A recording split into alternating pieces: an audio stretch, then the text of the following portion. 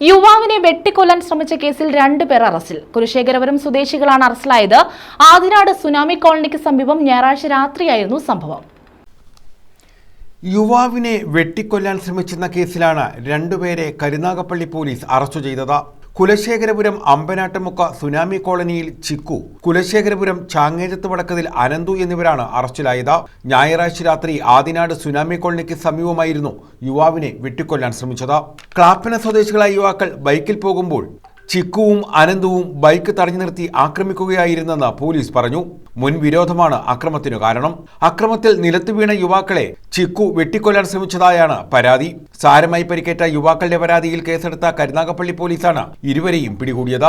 പിടിയിലായ ചിക്കു ഒട്ടേറെ ക്രിമിനൽ കേസുകളിലും അനന്തു നാർക്കോട്ടിക് കേസിലും പ്രതിയാണെന്ന് പോലീസ് പറഞ്ഞു. കരുനാഗപ്പള്ളി SHO ബിജുവിന്റെ നേതൃത്വത്തിൽ SIമാരായ ഷമീർ, കണ്ണൻ, അബീഷ്, ഷാജിമോൻ, വേണുഗോപാൽ എന്നിവരടങ്ങിയ സംഘമാണ് ഇരുവരെയും പിടികൂടിയത്. News bureau, Karunagappally.